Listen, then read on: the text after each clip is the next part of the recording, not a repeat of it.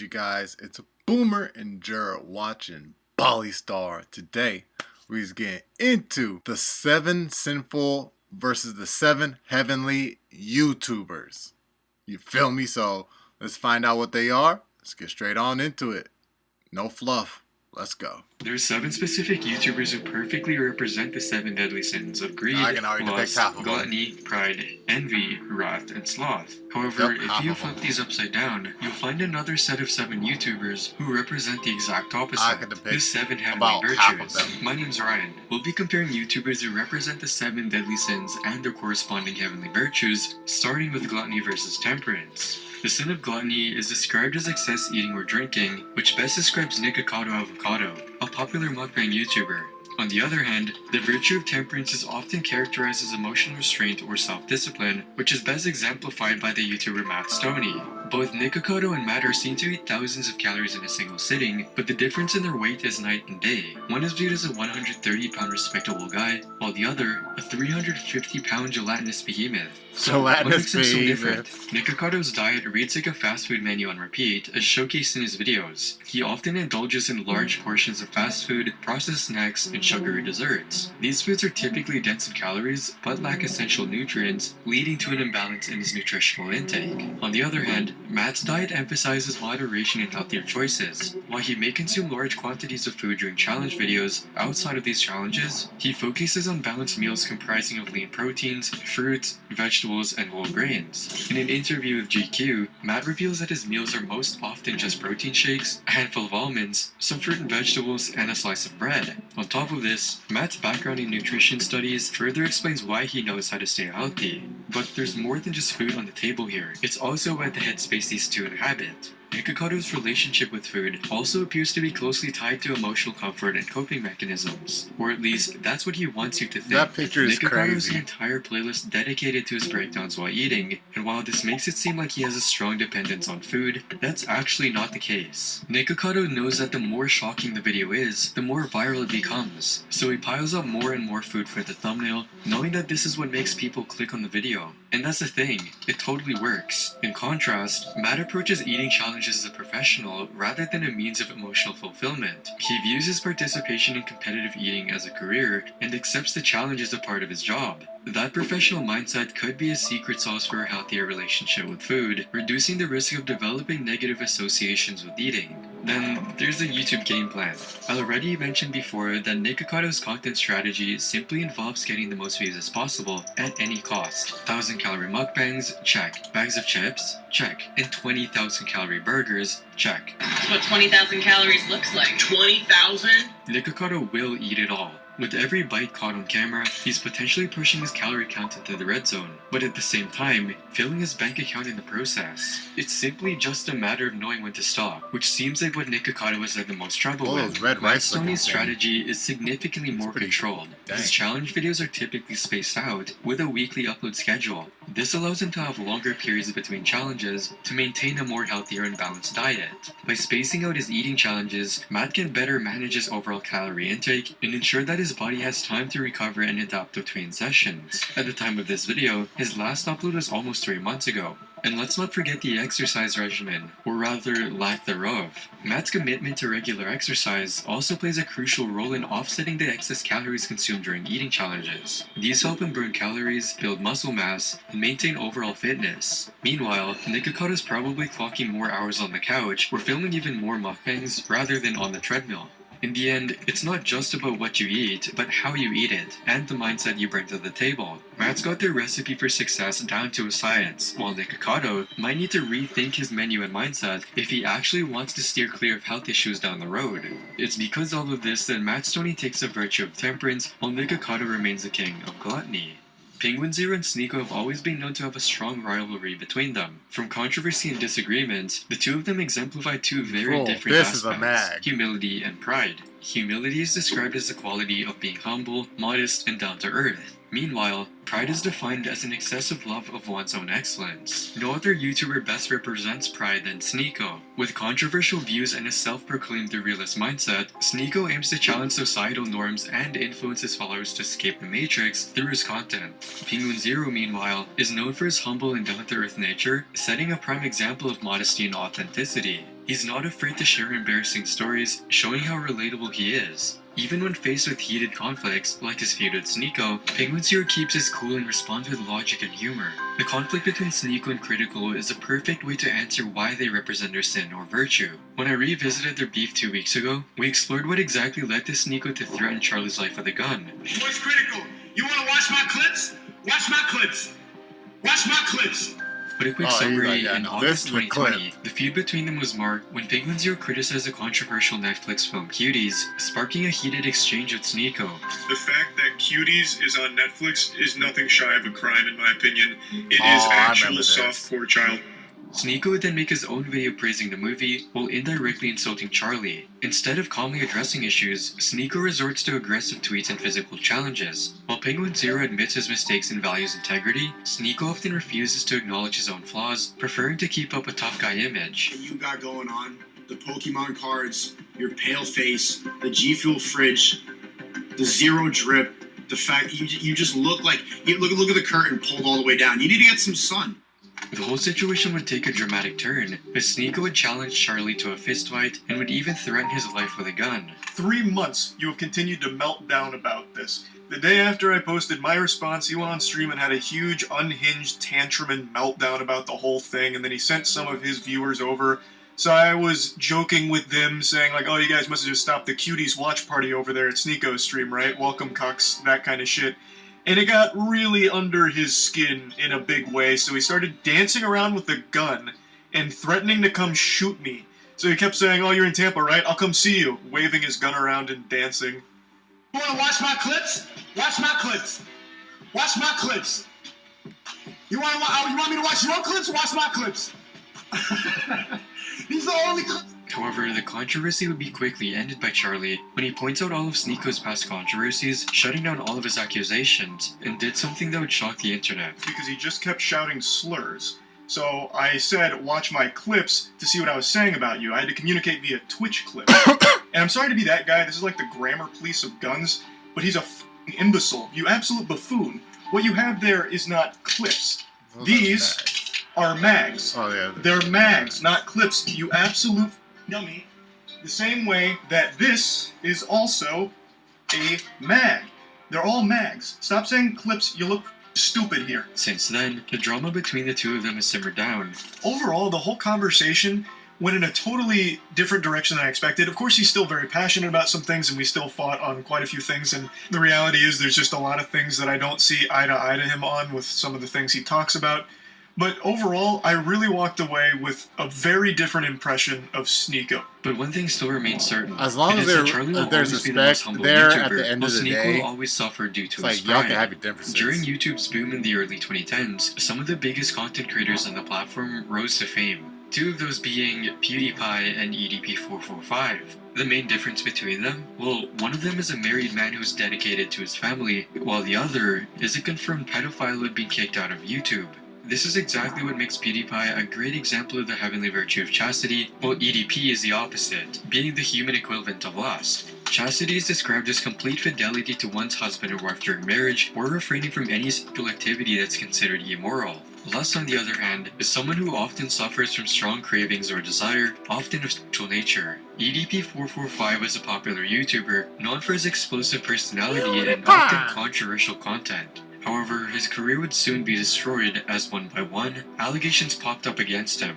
These allegations were by various girls, talking about how EDP had groomed them while they were underage. But the true catalyst that led to EDP's downfall came immediately after the cupcake incident. On the 18th of April 2021, EDP was caught trying to pick up a cupcake. Oh, I was actually coming out here to pick up a cupcake and then go back home.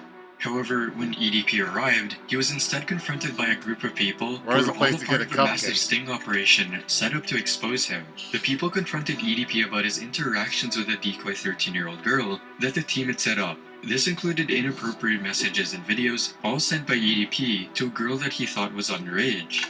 You know, nothing that was one of these involved, because I'm not like that, you know. Well, obviously the text messages and stuff like that, you know what I mean? So yeah, that was... The situation quickly became one of the most infamous incidents in YouTube history, and as a result, EDP slowly lost everything.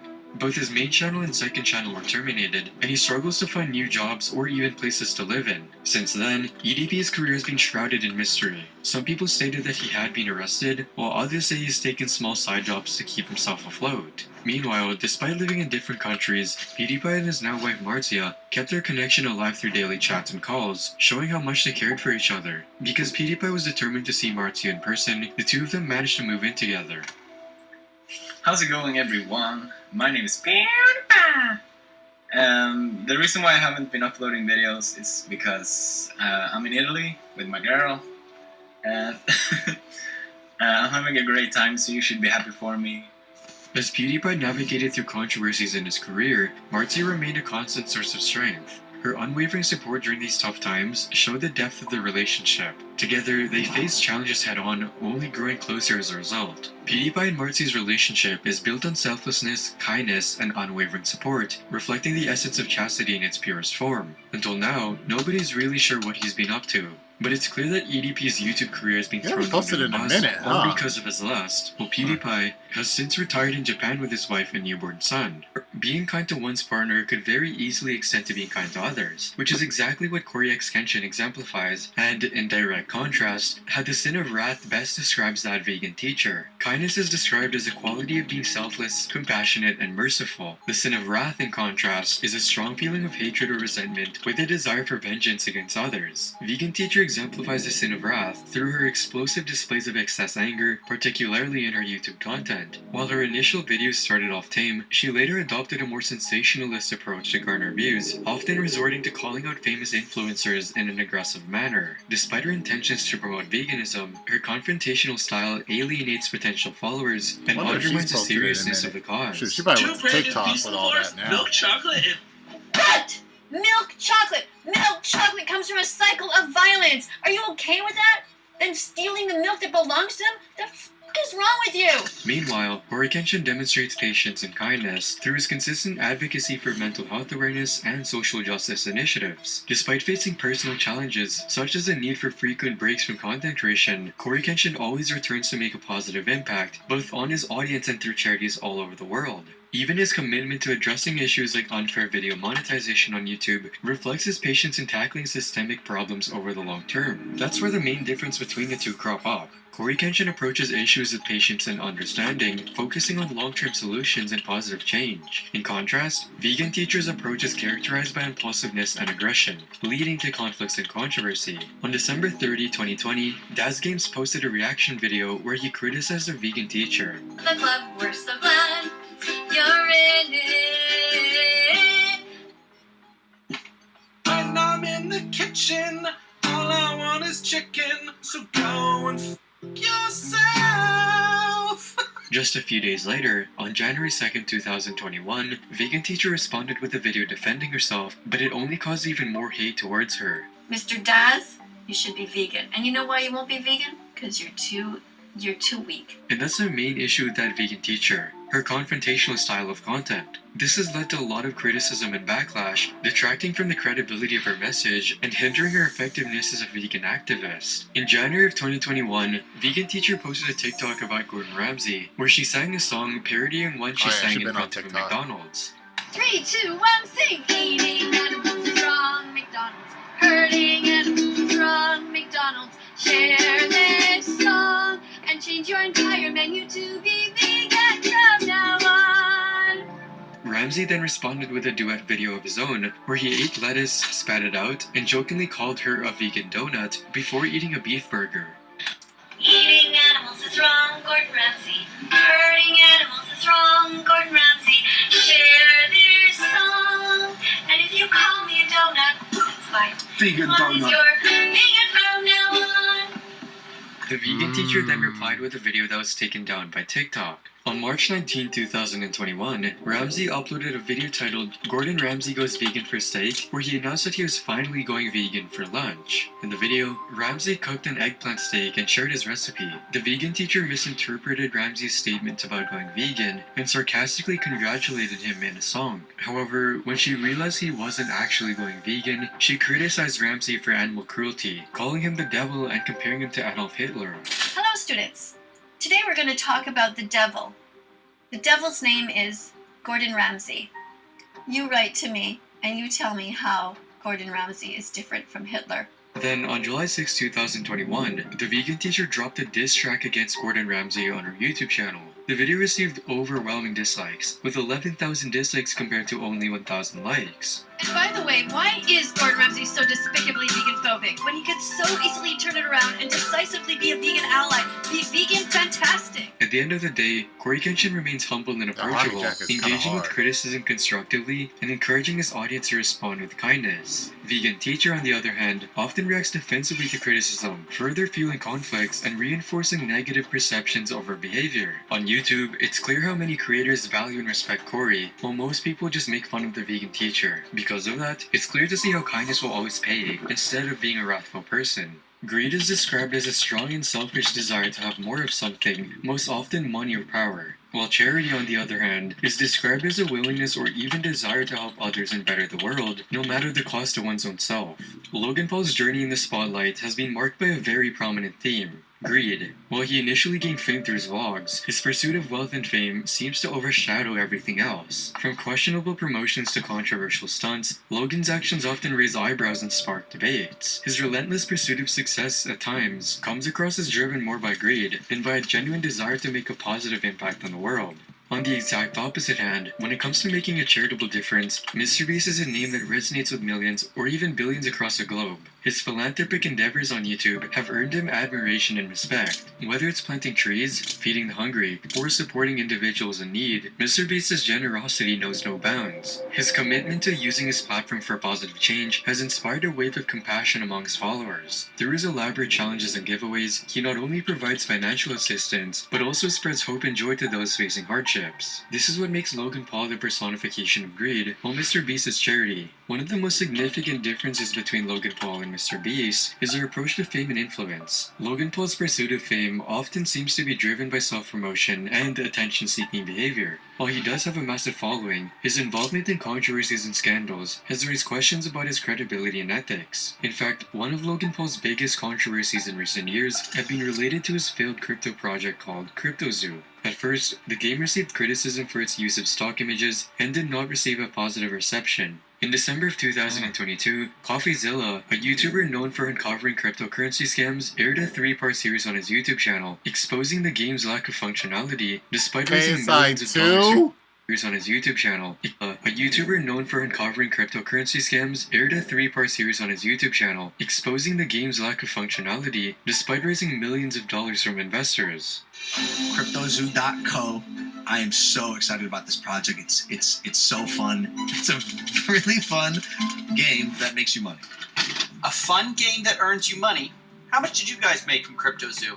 I lost around $50,000 in CryptoZoo. I lost $40,000. I lost around $15,000 US. I lost $25,000. $120,000. $500,000 Australian, which is $500,000 in CryptoZoo. What? Shut up! No, you haven't! The criticisms included concerns about marketing the game to children, launching it several months before its announcement, and allowing the team to purchase large amounts of cryptocurrency to inflate its value. In response, Logan released a video refuting the allegations and threatened legal action against CoffeeZilla, but did not provide further details on the legal and developmental issues with CryptoZoo. I watched your 3-part series called Investigating Logan Paul's Biggest Scam, and like many on this platform, you have successfully used my name for views and money. The response was later removed by Logan after all the backlash. A year later, in January of 2024, Logan initiated the program offering partial refunds to fans who agreed not to pursue legal action against him, which was seen by his audience as an easy way for him to avoid getting sued. It was obvious in the whole crypto scam that Logan's goal was merely to milk the most amount of money out of the project, but when he was caught in the act, he quickly scrambled and tried to cover it up. Meanwhile, MrBeast uses his platform to promote charitable causes and inspire others to give back. His transparency and integrity in his philanthropic efforts have earned him the trust and admiration from his audience, even going as far as to make a whole channel dedicated to it called Beast Philanthropy. His biggest projects include building wells in Africa, adopting an orphanage, and even building an entire town. All of these videos require tons of funding to be accomplished, but MrBeast isn't facing any issues in this regard. Logan's quest for short-term gains through questionable means may lead to negative consequences for both himself and those around him. While he may have achieved success in terms of fame and fortune, his legacy remains tarnished by controversy and doubt. Logan's focus on short-term monetary gains is pretty similar to what Sniper Wolf is doing right now, except she is much more lazier. This brings us to Sloth versus Diligence. Sloth is an excessive laziness or the failure to act and utilize on one's talents, while Diligence means to be hardworking and zealously seek for something with all of one's heart, strength, and might. Sniper Wolf's behavior is characterized by slothfulness, particularly in what many consider to be lazy reaction videos. But that isn't what was the monikers he used for Sloth versus Diligence.